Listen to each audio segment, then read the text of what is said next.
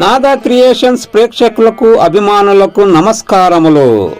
Why CM resigned? CM ఎందుకు resign చేశాడు? కల్పిత నవల ఎపిసోడ్ 3 ప్రతి సోమవారం. విశ్వనాథ్ శాస్త్రి గారు అమ్మాయిని తీసుకురండి అని అనడంతో శాంత ఖ్యాతి రూమ్కి వెళ్ళింది. ఖ్యాతి కనపడడం లేదని కంగారుగా ముకుందంకు చెప్పింది. ముకుందం ఇల్లంతా గాలించాడు, కాని ఖ్యాతి జాడ తెలియలేదు. మధ్యాహ్నం 2:30 అవుతున్నందున కొంతమంది భోజనాలు చేస్తున్నారు, కొందరు వెళ్ళిపోయారు. సాయంత్రం 4 గంటలకు ఇల్లంతా ఖాళైపోయింది. ఖ్యాతి లేచిపోయిందని అందరికీ తెలిసిపోయింది. మీడియా వారికి తెలిసింది. అన్ని న్యూస్ ఛానల్లో హాట్ న్యూస్ అయ్యింది. పోలీస్ డిపార్ట్మెంట్ వారు ఖ్యాతి కేసును కిడ్నాప్ గా బుక్ చేసి పరిశీలిస్తున్నారు. ఖ్యాతి మొబైల్ స్విచ్ ఆఫ్ అయ్యింది. ఇంటెలిజెన్స్ డిపార్ట్మెంట్ వారు ముకుందంకు ఫోన్ చేశారు. ఖ్యాతి జాడ తెలియలేదు, కానీ మొబైల్ దొరికింది. అది మీ ఇంటి ముందే. దానిపై నుంచి కార్లు వెళ్ళినందున డిస్ప్లే చిత్తుగా పగిలిపోయింది. కాసేపట్లో కాల్ రికార్డింగ్ లిస్ట్ వస్తుంది. మీరేమి కంగారు పడకండి. ఈ రోజు రాత్రి వరకు ఖ్యాతిని పట్టుకొని మీకు అప్పచెప్పుదామని ఎస్ఐ చెప్పాడు. అపఖ్యాతి పాలైన ముకుందం ఎమ్మెల్యేకు మంత్రి పదవి దక్కే అవకాశం ఈసారికి కూడా లేనట్టేనని పలువురు మాట్లాడుకుంటున్నారు. పిల్లల కంటే సరిపోదండి, వాళ్ళకు కట్టుబాట్లు నీతి నియమాలు నేర్పించాలి. ఎప్పుడు ఉరుకుల పరుగుల జీవితాల్లో పిల్లలే ఎక్కువ నష్టపోతారు, దేశము నష్టపోతుంది.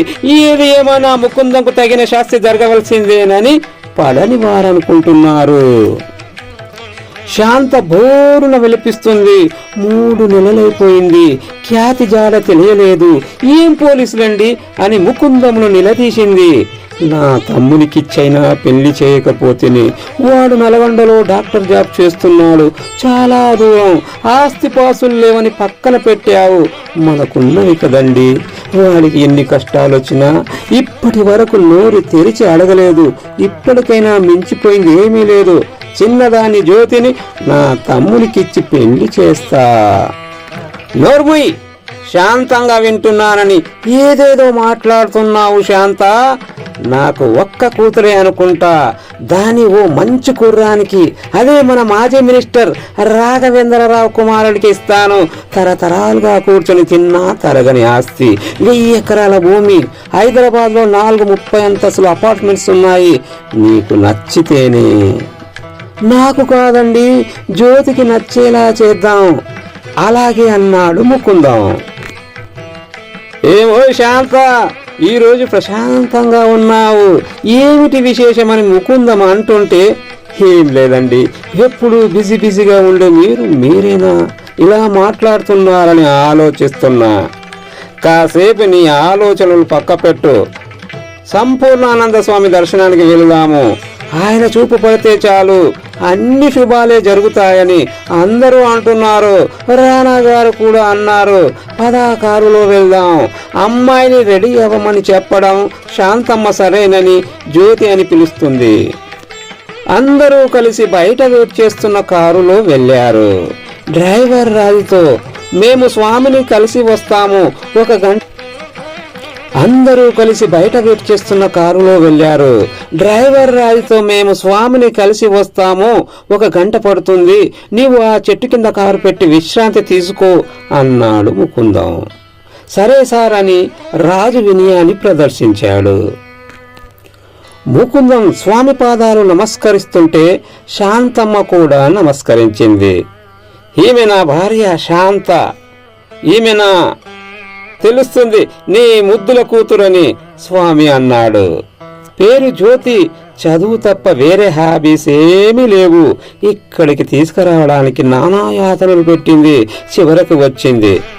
కళ్యాణమస్తు అంటుంటే స్వామికి దండం పెట్టుకుంది. స్వామి ప్రక్కన నిలబడిన చిరంజీవిని చూస్తూ, ఈ స్వామి మీ చిరంజీవా అన్నాడు ముకుందం. అవును, ఈ రోజే వేద కళాశాల తిరుపతి నుంచి వచ్చాడు. వేదాలు, ఉపనిషత్తులు, వాస్తు, పంచాంగాలు నేర్చుకున్నాడు.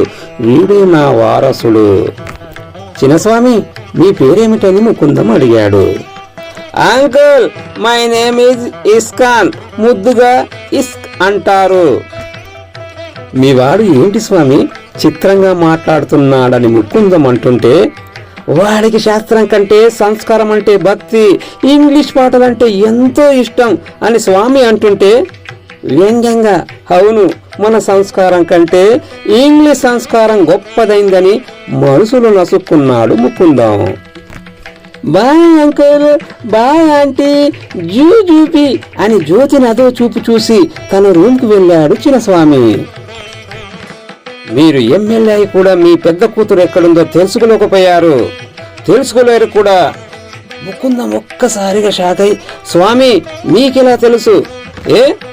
నేను మీలాంటి మనిషినే కదా, మీలాంటి వాళ్ళు నా వద్దకు వస్తూ ఉంటారు, పోతూ ఉంటారు, ఆ మాత్రం నీ ఫెయిల్యూర్స్ గురించి చెప్పరా ఏంటి?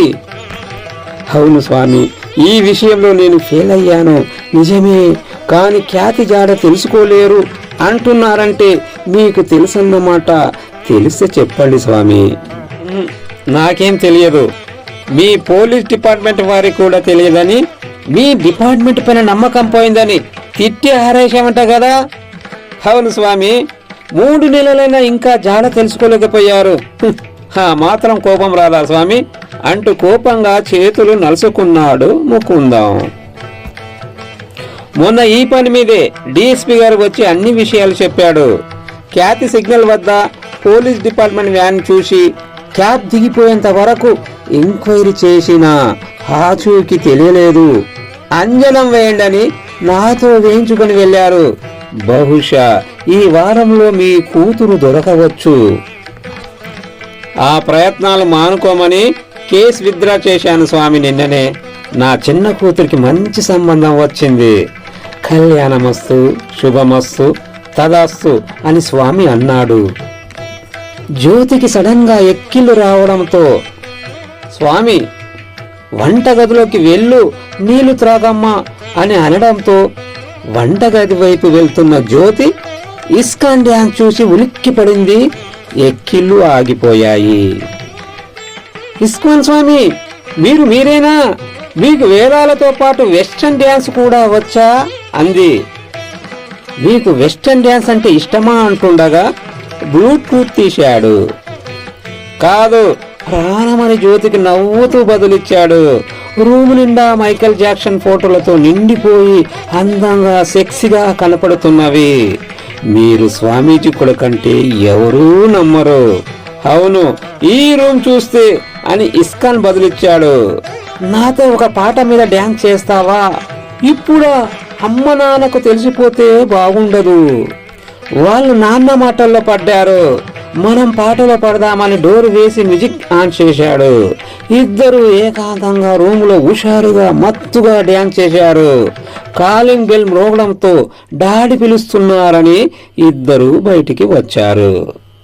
శాంత, ఎక్కిలు ఆగిపోయాయా అంది. అవునని అంది జ్యోతి. సంపూర్ణానంద స్వామి గారి ఆశీర్వాదం తీసుకొని వెళ్ళిపోయారు. జ్యోతి మనసు మాత్రం ఇస్కాన్ వద్దనే వదిలేసింది. ప్రేమలో పడిపోయింది. డ్రైవర్ రాత్తో క్లోజ్ గా ఉంటూ కాలేజీ స్పెషల్ క్లాసులని, ప్రాక్టికల్స్ అని ఇస్కాన్ రోజు కలిసేది. పాటలు, డ్యాన్సులు, శిఖాలు చేస్తున్నది. గర్భము దాల్చింది. ఓ రోజు జ్యోతి వాష్ ఏరియాలో వాంతులు చేసుకుంటుంటే అమ్మ చూసింది. అడిగింది. 3 మాసాలని డాక్టర్ చెప్పారు. ఏమే ఇంత ఈజీగా చెబుతున్నావు? నీకేమైనా పిచ్చా? ఈ విషయం నాన్నకు తెలిస్తే చంపేస్తాడు. అక్క లేచిపోయి ఎక్కడుందో తెలియదు. నాన్న కోపం నీకు తెలుసుగా. తన మాట వినుకుంటే అంతే. అక్క గతేమైంది, ఎక్కడ, ఎలా ఉందో చంపేశాడనిపిస్తుందని గద్గద స్వరంతో బాధపడుతుంది శాంత. ఇప్పుడు ఈ విషయం తెలిస్తే నిన్ను ఆవేదనతో ఆగింది. నాకు ఇలా జరుగుతుందని నేను ఊహించలేదమ్మా. అతని మైకంలో మైకేల్ పాటలతో స్వర్గ సుఖాలను చూపెట్టాడు. ఆ ఆనందం కలకాలం ఉండాలనుకుంటున్నా. అతన్నే పెళ్లి చేసుకుంటా అని ఆనందంతో కళ్ళు మూసుకొని ఉంది జ్యోతి. ఇంతకీ అతనెవరు, ఏం చేస్తాడు చెప్పవే తల్లి అని ఆవేదనతో అంది అమ్మ. లవ్ ఈజ్ బ్లైండ్ అని ఎవరన్నారో కానీ నా విషయంలో నిజమే అయింది.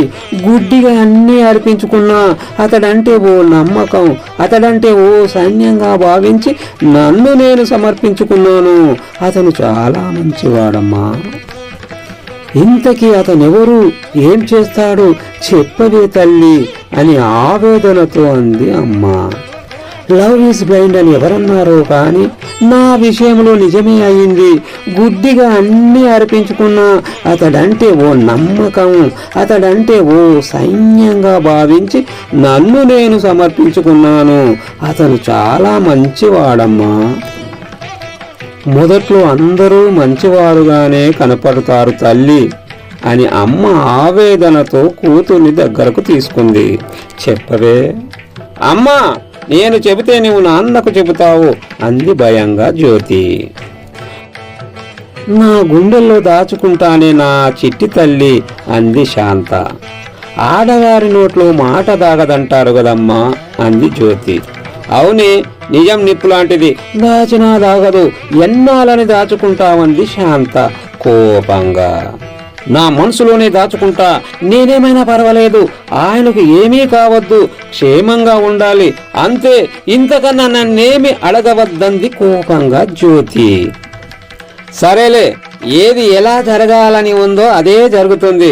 నాన్నకు తెలియకుండా రహస్యంగా అబార్షన్ చేయిస్తా, ఈ విషయం నా మనసులోనే దాచుకుంటా, రేపే నిన్ను మా పుట్టింటికి పంపిస్తా, నా తమ్ముడు డాక్టర్, అక్కడే అబార్షన్ చేయిస్తాడు అని శాంత అంటుంటే, అబార్షన్ చేస్తే చేసుకోను, అమ్మను ఎలా బోల్త కొట్టిస్తానో చూడు అని మనసులో ఇష్కాన్ని తలుచుకుంటూ అనుకుంటుంది జ్యోతి. రోజు ఉదయం శాంత, అమ్మాయిని చూడాలని ఉంది, రేపే నల్గొండకి వెళుతున్నాము, 3 రోజులు పార్టీ ప్లీనరీ ఉంది, తయారవు అని ముకుందం అన్నాడు.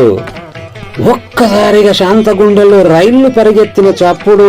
తెలిసిపోతుందేమోనని భయంతో జ్యోతి ప్రెగ్నెన్సీ గురించి చెబుతుంది శాంత వణుకుతూ.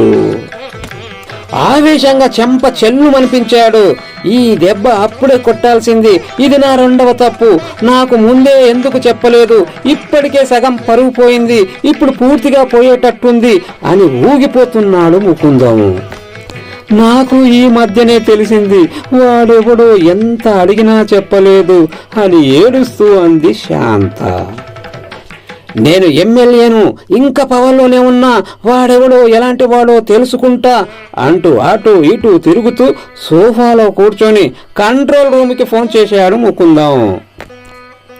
7013245998 మొబైల్కి వచ్చిన వెళ్ళిన కాల్ డాటా రహస్యంగా నాకు ఇవ్వండి, ప్రోటోకాల్ నేను చూసుకుంటాను, ఏం పర్వాలేదు, పవర్ నా చేతిలో ఉంది, ఓం నాకు కావలసిన వాడే అని మాట్లాడుతున్నాడు. గంటలో లిస్ట్ తెచ్చిచ్చాడు ఎస్పీ గారు. థ్యాంక్ యూ అని కవర్ చేతికిచ్చాడు. ఓకే అని ఎస్పీ గారు వెళ్ళిపోయాడు. ఫోన్ కాల్స్ లిస్ట్ చూస్తున్నాడు. అన్ని డ్రైవర్ రాజు నెంబర్లే ఎక్కువగా కనపడుతున్నవి. వీడే నా జ్యోతిని మోసం చేశాడని నిర్ధారణకు వచ్చాడు ముకుందం. ఎలాగైనా ఈ రోజే రాజును చంపేయాలనుకుంటున్నాడు. ఆవేశం పెరిగిపోతుంది. రాజు అని గట్టిగా పిలుస్తున్నాడు. బయట కారును శుభ్రం చేస్తున్న రాజుకు వినపడింది. పరుగున వచ్చి చెప్పండి సార్ అని నమస్కరిస్తున్నాడు. నీవు చాలా అదృష్టవంతుడవోయ్. అబ్బాయి ఎవరైనా పర్వాలేదమ్మా, నీకు నచ్చిన వాడికే ఇచ్చి పెళ్లి చేస్తా అన్నాను. నా రాజునే ఇష్టపడుతుందని ఊహించలేదు రాజు అని మొసలి ప్రేమతో అంటుంటే, సార్ మీరు ఒప్పుకోవాలని చాలా భయపడ్డాను సార్. అదేంటో జ్యోతి నాకు ఇంతవరకు ఐ లవ్ యూ కూడా చెప్పలేదు. నాకు భలే ట్విస్ట్ ఇచ్చింది సార్. థ్యాంక్ యూ సార్ అని వినయంగా అన్నాడు రాజు. రాజు, ఇప్పుడు నేను సారును కాదు, నీకు కాబోయే మామగారిని. నీకు జ్యోతి మొదటిసారి ఎలా పరిచయం అయిందని అడుగుతున్నాడు ముకుందం. సార్ ఇక్కడే సార్. సారీ మామయ్య, నేను మీ రాక కోసం ఇక్కడే నిల్చున్నాను. జ్యోతి ఫోన్లో నవ్వుతూ గబా గబా మెట్లు దిగుతుంది. కాలు స్లిప్ అయి ఒక్కసారిగా అమాంతం నా మీద పడింది, లేదా ఇదిగో ఇక్కడ ఈ త్రిశూలం విగ్రహం మీద పడేది. థ్యాంక్ యూ రాజు, నా ప్రాణం కాపాడవని నన్ను ప్రేమగా కౌగలించుకుంది. అప్పుడే నేను లవ్లో పడ్డాను మామయ్య గారు అని అన్నాడు రాజు. కాపాడినందుకు thank you Raju. Raju, terrace లో టీ బాయ్ మీద ఆర్ట్స్ బుక్ పెట్టాను, తెస్తావా? పార్టీ మీటింగ్కి వెళ్ళాలి అన్నాడు ముకుందం అదో రకంగా చూస్తూ. ఓకే మామయ్య అంటూ పైకి వెళ్ళాడు రాజు హుషారుగా. 5 నిమిషాల్లో నాకు అల్లుడవైపోయావురా, 5 నిమిషాల్లో నాకు అల్లుడవైపోయావురా, నా కూతుర్ని ప్రేమిస్తావా? చూడు నిన్ను ఎలా పైకి పంపిస్తాను అనుకుంటూ వినాయక విగ్రహం ముందు వెలుగుతున్న దీపాన్ని ఆర్పి నూనెలు మెట్లపైన పోశాడు ముకుందం. సార్, మామయ్య టీపాయ్ మీద ఆర్ట్స్ బుక్ లేదని రాజు అక్కడి నుంచే అంటుంటే, ఉంటే కదా అని కోపంగా వింటూ, హో లేదా అయితే కారులోనే ఉంటుంది, త్వరగా వచ్చే టైం అవుతుందని తొందర పెట్టాడు ముకుందం. వచ్చేస్తున్నా అంటూ గబా గబా మెట్లు దిగుతూ కాల్ స్లిప్ అయి ఎగిరిపడి మెట్ల మీద దొర్లుతుంటే ముకుందం వెంటనే కంచె విగ్రహంలో ఉన్న త్రిశూలంతో రాజు కడుపులో కసా కసామని పొడిచాడు. రక్తం పారి ప్రాణం విడిచాడు. ఇదంతా శాంత దూరం నుంచి చూసి షాక్కు గురైంది. స్పృహ నుంచి శాంత తేరుకొని, ఏమిటండి, రాజును ఎందుకు చంపారు? చాలా మంచివాడని మీరే చెప్పారు, మరిచిపోయారా? మతిపోయిందా అని శాంత బావురుమంది. నిజం చెబితే ఇప్పుడు నీ మతిపోతుంది. వీడే మన అమ్మాయిని గర్భవతిని చేసింది. చూడు చూడు ఫోన్ లిస్ట్ రోజుకు ఎన్నిసార్లు చేసిందో అని కాల్ డీటెయిల్స్ చూపెడుతున్నాడు కోపంగా ముకుందం. ఈ విషయం, రాజు విషయం ఎవరితో చెప్పకు, లేకుంటే నీ పసుపు తాళికే ప్రమాదం, జాగ్రత్త అని ఘీంకరిస్తూ హెచ్చరించాడు ముకుందం. శాంత ఏడ్చుకుంటూ ఇంట్లోకి వెళ్ళింది. ఇంతలో ముకుందం పిఏ పరుగున వచ్చి రాజు శవాన్ని చూసి షాక్ అయి, సార్ మీకు మరో షాకింగ్ న్యూస్, మన బంగారం బిస్కెట్ల రాకెట్ బయటపడ్డది, 10 నిమిషాల్లో విజిలెన్స్ రైడ్ జరగబోతుందని ఫోన్ వచ్చిందని పి అంటున్నాడు. చేతిలో ఉన్న సూట్ కేసు ఇస్తూ. సూట్ కేసు తీసుకుని ఓపెన్ చేశాడు. బంగారు బిస్కెట్లు బయటకు తీశాడు. రాజు శవాన్ని వెళ్ళకిలా పడుకోబెట్టి కడుపును కత్తితో చీలుస్తూ బిస్కెట్లను కడుపులో కుక్కి షెట్టును మూశారు ముకుందం మరియు పిఏ. సార్, ఏం బుర్రం ఇది, చాలా గొప్పదని పి అంటున్నాడు. పాపం రాజుకు ఎవ్వరూ లేరు, ఓ అనాథ, అన్నీ నేనే చూసుకోవాలి, వాని నా చేతుల మీదే దానం చేస్తా, మీరొచ్చిన పని చేసుకోండి అని ముకుందం ఆవేదనతో మొసలి కన్నీరు కారుస్తూ అంటున్నాడు.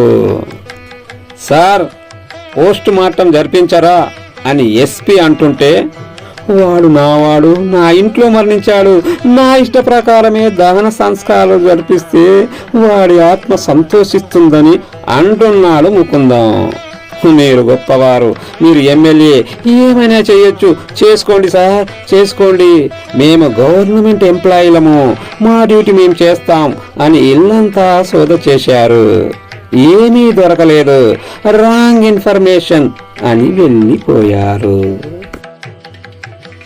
ఎమ్మెల్యేకు సంబంధించిన వారితో రాజు శవాన్ని ఊరేగిస్తూ ఆలోచనలో పడ్డాడు ముకుందం.